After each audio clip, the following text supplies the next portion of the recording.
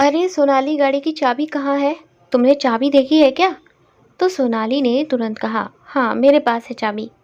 तभी रजनी देवी पीछे से आकर बोली, अरे कितनी देर लगेगी वरुण?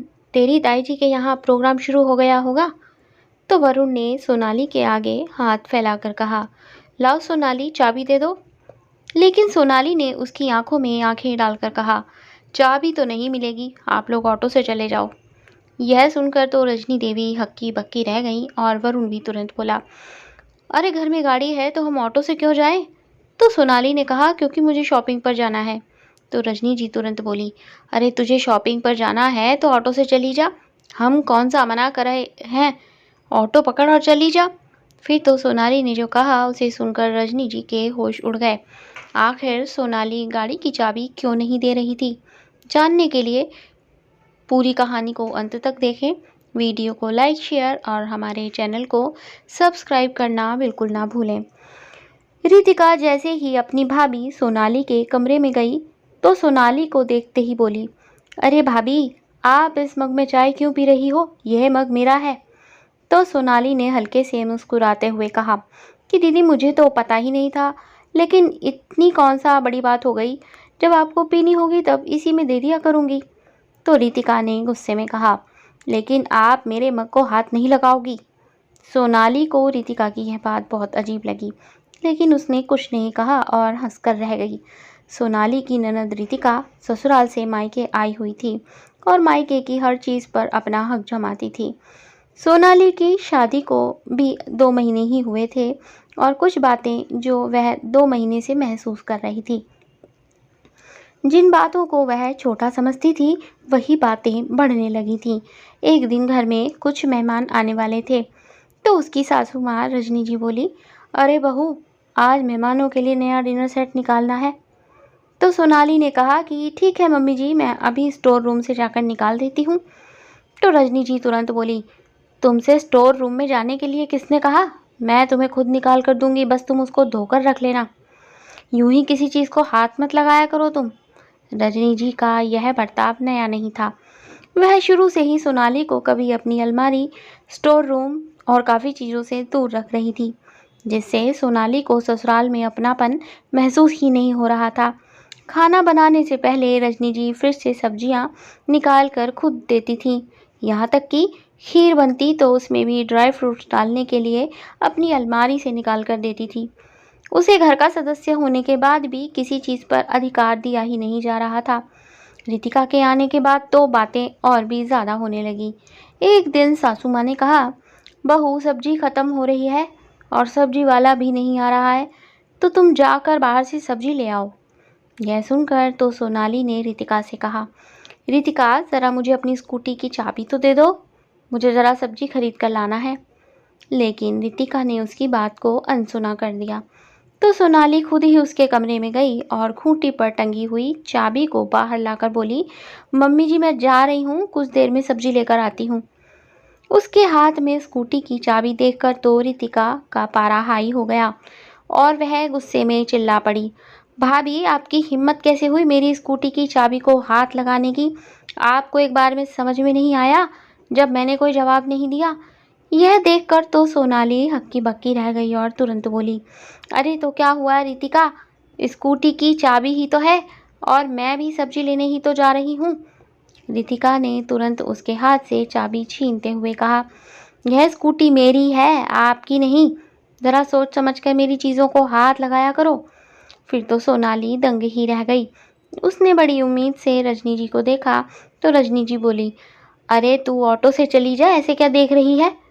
सोनाली को समझ में नहीं आ रहा था कि ये कैसा बर्ताव है। क्या मैं इस घर की मेंबर नहीं हूँ?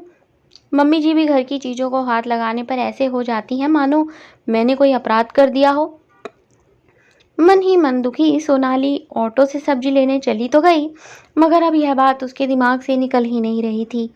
2 दिन बाद रजनी जी ने अपने बेटे वरुण से कहा, अरे वरुण, आज रविवार है और कल तेरी बहन भी अपने ससुराल चली जाएगी, तो क्यों ना आज बाहर खाने पर चले? यह सुनकर तो वरुण ने तुरंत कहा कि हाँ ठीक है सोनाली, तुम आज खाना मत बनाना, सब लोग बाहर चलेंगे। सोनाली भी खुश हो गई कि चलो आज खाना बनाने से छुट्टी मिली। जब शाम को सब लोग तैयार होने लगे तो रितिका उसके कमरे में आकर बोली, अरे भाभी, ज़रा वो अपना पर्पल वाला सूट तो देना। कल तो मैं भी चली जाऊंगी, तो सोचा आज उसको मैं ही पहन लेती हूँ। यह सुनकर तो सोनाली उसको फटी आंखों से देखने लगी और उसके दिल में तुरंत आया, खुद तो अपनी चीज़ों को हाथ भी नहीं लगाने देती और खुद मुझे कैसे मेरे से सूट मांगने आ गई। सोनाली पलटकर बोलने ही वाली थी कि तभी रजनी जी बोली, अरे बहू चुप क्यों है? सूट देने में तेरी जान निकल रही है क्या? अरे नंद है, नंद को मना करना चाहती है क्या? वहाँ पर बैठे हुए वरुण ने भी कहा, अरे सोनाली, थोड़ी देर के लिए ही तो पहनना है, इतना क्या सोच रही हो? सोनाली ने देखा कि सामने खड़ी रितिका कितनी शान से मुस्कुरा रही है। मजबूर होकर उसने अपनी अलमारी से सूट निकाल कर दे दिया और खुद भी तैयार होने चली गई। लेकिन जैसे ही वह तैयार होकर आई और सैंडल पहनने लगी तो सैंडल की स्ट्रैप टूट गई। उसने तुरंत वरुण से कहा, वरुण, मेरी तो सैंडल ही टूट गई, अब क्या करूं? वरुण ने कहा कि तो कुछ और पहन लो, या दीदी की तो बहुत सारी चप्पल हैं, उनसे ले लो। लैपटॉप में देखते हुए वरुण ने ऐसा कहा तो सोनाली ने सोच लिया कि आज वरुण को दिखा ही देती हूँ कि उनकी बहन अपनी चीज़ शेयर करती ही नहीं। उसने तुरंत रितिका को आवाज़ दी और कहा, अरे दीदी, मेरी सैंडल टूट गई है, आपके पास तो बहुत सारी चप्पल है ना, उनमें से कोई दे दो। यह सुनकर तो रितिका आग बबूला हो गई। भाभी, मैं अपनी सैंडल नहीं दे सकती, आपको पता भी है कितना घूम घूम कर मैं अपने लिए चप्पल खरीदती थी। बहुत महंगा कलेक्शन है मेरा, आप उसको हाथ भी मत लगाना, चाहे मैं यहाँ रहूँ या फिर ससुराल में, अपना इंतजाम अपने आप रखा करो। यह सुनकर तो सोनाली ने तुरंत वरुण की तरफ देखा। वरुण भी हैरान था, लेकिन तभी रजनी जी बोली, अरे बहू, ऐसे क्यों घूर रही है? अगर पहनने को नहीं है तो रास्ते में से एक जोड़ी खरीद लेना, अब देर मत करो और जल्दी चलो। सोनाली चुप रह गई, लेकिन उसने देखा कि वरुण ने भी कुछ नहीं कहा। अब उसके दिल में एक आग जल रही थी कि मुझसे तो कुछ भी मांग लिया जाता है, कभी मेरा पर्स तो कभी मेरा सूट तो कभी साड़ी, और तो और जब इस महारानी को परफ्यूम लगाना होता है तो भी मेरे कमरे में आकर लगाती है, और आज मुझे ज़रूरत पड़ी तो इसने सैंडल देने से मना कर दिया। मैं बेवकूफ़ हूँ जो इसका दिल जीतने के लिए बार बार इसकी मदद कर देती हूँ, मगर इसका दिल तो पत्थर का है। फिर उसे याद आया कि कल तो यह जाने वाली है, तो उसने एक लंबी सांस ली। अगले दिन जब रितिका जाने की तैयारी कर रही थी तो रजनी जी अपने कमरे में बेड पर साड़ियाँ और ज्वेलरी खोलकर बैठी थी। रितिका ने सोनाली से कहा, भाभी ज़रा कॉफ़ी बना दो। और सोनाली जैसे ही कॉफ़ी बनाकर सासू माँ के कमरे में लेकर गई तो बेड पर रखी साड़ी देखते ही बोली, अरे वाह मम्मी जी, ये तो बहुत सुंदर है। उसने तुरंत कॉफ़ी रखकर साड़ी को हाथ में लेकर देखा तो रजनी जी ने तुरंत उसके हाथ से साड़ी छीनकर कहा, तेरी हिम्मत कैसे हुई साड़ी को हाथ लगाने की? बिना पूछे किसी चीज़ को यूं ही हाथ मत लगाया कर। अरे माँ बाप ने कुछ सिखा कर नहीं भेजा कि ससुराल में कैसे रहा जाता है? रजनी जी के इतने कड़वे शब्दों ने सोनाली के दिल में तुरंत जहर भर दिया। उसकी आंखें भर आईं और वो रोते हुए अपने कमरे में चली गई। बेचारी सोनाली पर बेचारी सोनाली बेड पर लेटकर रोते हुए अपने आप से कह रही थी, क्या इस घर में मेरा किसी चीज़ पर कोई हक नहीं है? साड़ी को केवल हाथ में लेकर ही तो देखा था, तो इसमें इतना बिगड़ने की क्या ज़रूरत थी? मुझे हर रोज़ घर में पराया फील कराया जाता है। सोनाली बिस्तर पर रोती रही। उधर रितिका ने जाने की तैयारी कर ली। इतने में रजनी जी सोनाली के कमरे में आकर बोली, अरे तेरी नंद जा रही है, उसको कुछ देना है या नहीं? यह सुनकर तो सोनाली सकपका गई। मम्मी जी, मुझे तो लगा आप दे रही हैं। तो रजनी जी ने गुस्से में कहा, अरे जो मैं दे रही हूँ उससे क्या मतलब? तो जब तू भाभी है तुझे तो अलग से देना चाहिए ना, आखिर वह नंद है तेरी, उसका हक बनता है। यह सुनकर तो सोनाली का दिल तुरंत चिल्लाया, और मेरा हक? लेकिन अपने सवाल को सोनाली दिल में ही दबा कर रह गई। सामने खड़ी रजनी जी ने कहा, अब क्या सोच रही है? जल्दी से अलमारी खोल, मैं रितिका को बुला देती हूँ, उसे जो पसंद होगा ले जाएगी। यह सुनकर तो सोनाली की आंखें फटी रह गईं और देखते ही देखते रजनी जी ने रितिका को कमरे में बुला लिया। उसके कमरे में आते ही उन्होंने सोनाली से कहा, जल्दी से अलमारी खोल और मजबूरन सोनाली को उठकर अलमारी खोलनी पड़ी। तो रितिका ने तुरंत एक साड़ी निकाली जो सोनाली के मायके से आई थी। सोनाली ने देखते ही कहा, अरे दीदी, ये तो घर से आई थी मेरे लिए। तो रजनी जी ने तुरंत आंख दिखाकर कहा, अब जो इस घर में आ गया वो सबका है। और क्या हुआ अगर नंद पहन लेगी? तू देख नहीं रही कि उसको पसंद है ये साड़ी? जिस तरह से रजनी जी सामने खड़ी भड़क रही थी, सोनाली की हिम्मत ही नहीं हुई कि वह कुछ बोल सके।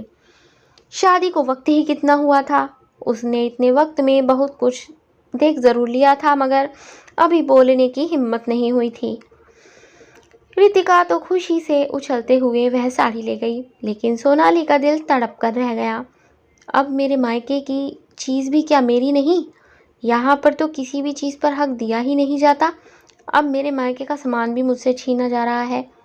उसके बाद रितिका स्कूटी से अपने ससुराल वापस चली गई, क्योंकि उसकी ससुराल इसी शहर में थी।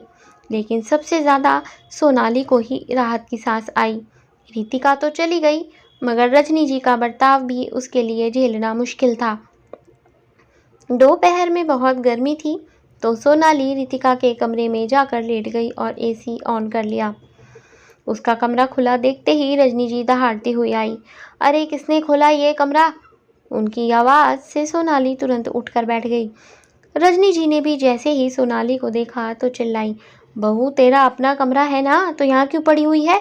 ये मेरी बेटी का कमरा है, तेरी हिम्मत कैसे हुई यहाँ लेटने की? तो सोनाली हिम्मत करके बोली, मम्मी जी मुझे गर्मी लग रही थी तो सोचा थोड़ी देर यहाँ एसी की हवा खा लेती हूँ। फिर तो रजनी जी और भी जोर से दहाड़ कर पड़ी, तुम्हारे मायके से नहीं आया ये एसी, चलो बाहर निकलो यहाँ से। यह सुनकर तो सोनाली की आंखें डबडबा गईं। वह छोटा सा मुंह लेकर कमरे से बाहर आ गई, मगर उसका वह तो जैसे अब बगावत कर रहा कमरे में आ गई। लेकिन अब शाम को उठकर सासू माँ को चाय पूछने के लिए गई तो उसने रजनी जी को रितिका से बात करते हुए सुना, अरे हमने इतना सब तेरी सहूलियत के लिए दिया है या फिर उन लोगों के लिए? अरे तेरी गाड़ी है तो तेरा देवर क्यों लेकर जाता है? तो उसको तू चाबी क्यों दे देती है? हमने तो गाड़ी तुझे दी है, तेरे ससुराल वालों को ऐश करने के लिए थोड़ी दी है। और अपने कमरे किसी को बैठने मत दिया कर। इन लोगों ने कभी एसी देखा भी था क्या जो तेरे कमरे में हवा खाने आ जाते हैं? रजनी जी की यह बातें सुनकर तो सोनाली का दिल फटने को हो गया। क्या बात है मम्मी जी, खूब सवारी करवा रही हो अपनी बेटी को दो नाव की। ना तो आपकी बेटी मायके में ही अपनी चीज़ किसी को हाथ लगाने देती है, और आप उसको ससुराल में भी यही करने को बोल रही हो। और दूसरे की बेटी जो इस घर में आई है उससे उसका सारा हक छीन लिया। अरे तुम्हारी बेटी भी तो किसी के घर की बहू है। उसने रात को ही वरुण से कहा, वरुण मुझे रसोई में काम करने के बाद बहुत गर्मी लगती है, तुम मेरे कमरे में एसी लगवा दो। वरुण ने भी तुरंत उसकी बात मानकर एसी खरीद लिया। लेकिन जैसे ही एसी घर आया तो रजनी जी भड़क गईं। अरे अपनी माँ के कमरे में तो एसी लगवाने के बारे में तूने सोचा ही नहीं। मुझे कुछ नहीं पता, यह एसी मेरे कमरे में लगाओ। मेरा बेटा लाया है, तेरे घर से नहीं आया। फिर तो सोनाली बीच में बोल पड़ी, मम्मी जी बेटा मेरा पति भी है, और रसोई में आप काम नहीं करती, मैं करती हूँ, और एसी की ज़रूरत मुझे है, आपको नहीं। आपको एसी चाहिए तो दीदी के कमरे में बैठा कीजिए। यह देखकर तो रजनी जी गुस्से से बिलबिला गई और उन्होंने इतना हंगामा किया कि वरुण को एसी उनके ही कमरे में लगवाना पड़ा। इस बात ने तो सोनाली को तोड़कर रख दिया। उसने सोच लिया कि अब वक्त आ गया है जब मुझे इनको सबक सिखाना पड़ेगा। इसके लिए अब सोनाली को केवल सही वक्त का इंतज़ार था, और 2 दिन बाद सोनाली को वही मौका मिल गया। सोनाली अपने कमरे में बैठकर फ़ोन चला रही थी कि तभी वरुण ने आकर कहा, अरे सोनाली गाड़ी की चाबी नहीं मिल रही है, तुमने चाबी देखी है क्या? तो सोनाली ने तुरंत कहा, हाँ मेरे पास है चाबी। तभी रजनी जी पीछे से आकर बोली, अरे कितनी देर लगेगी वरुण, तेरी ताई जी के यहाँ प्रोग्राम शुरू हो गया होगा। तो वरुण ने सोनाली के आगे हाथ फैलाकर कहा, लाओ सोनाली चाबी दे दो। लेकिन सोनाली ने उसकी आंखों में आंखें डालकर कहा, चाबी तो नहीं मिलेगी, आप लोग ऑटो से चले जाओ। यह सुनकर तो रजनी देवी हक्की बक्की रह गई, और वरुण भी तुरंत बोला, अरे घर में गाड़ी है तो हम ऑटो से क्यों जाएं? तो सोनाली ने कहा, क्योंकि मुझे शॉपिंग पर जाना है। तो रजनी जी तुरंत बोली, अरे तुझे शॉपिंग पर जाना है तो चली जा, हम कौन सा मना कर रहे हैं, ऑटो पकड़ और चली जा। तो फिर सोनाली फट पड़ी, यह गाड़ी मेरी है तो ऑटो से आप लोग जाओगे, मैं नहीं। सोनाली की इस बात से तो सन्नाटा पसर गया। रजनी जी गुस्से में बोली, क्या बकवास कर रही है। तो सोनाली ने कहा, सही तो कह रही हूँ, अरे ये गाड़ी मेरे घर से आई है तो मेरी हुई ना, इसमें आप कैसे बैठ सकती हो। तो वरुण ने तुरंत कहा, अरे सोनाली, अब ये क्या तेरा मेरा शुरू कर दिया तुमने, गाड़ी है तो सबके लिए है ना। रजनी देवी भी बोली, और नहीं तो क्या, दहेज में जो आया है वो सबका है। फिर तो सोनाली ने तुरंत हाथ बांधकर रजनी जी की आंखों में आंखें डालकर कहा, अच्छा सबका है, तो फिर आप अपनी बेटी को तो कुछ और ही सिखा रही थी, उसको तो ये बता रही थी कि तेरा ससुराल पर हक है और जो आपने दिया है वो सिर्फ उसका है। सोनाली ने उनकी कही हुई बात को जब वरुण के सामने दोहराया तो रजनी जी के चेहरे का रंग सफ़ेद पड़ गया।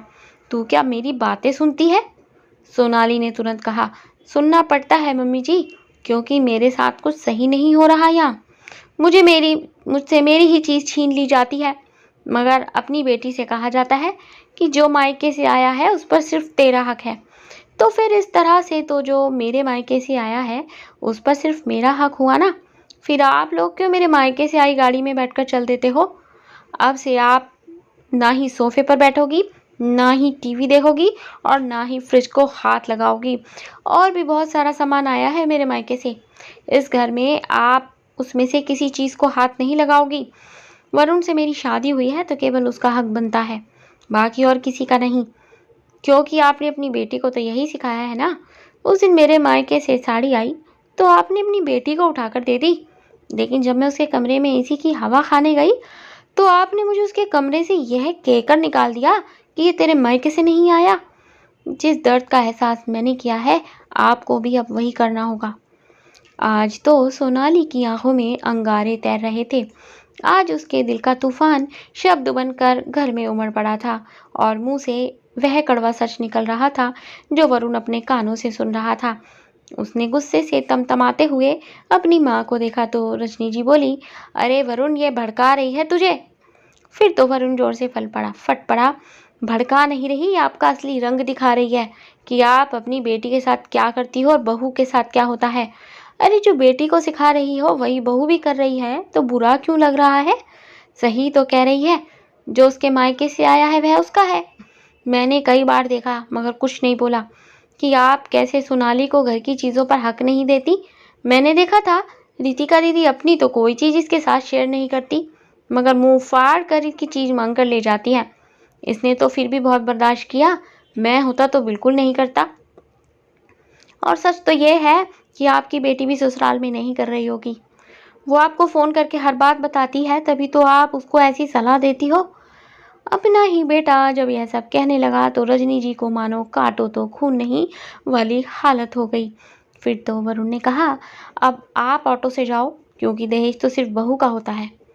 अपनी ही कही हुई बातें जब आईना बनकर सामने आई तो रजनी जी शर्म से पानी पानी होने लगी।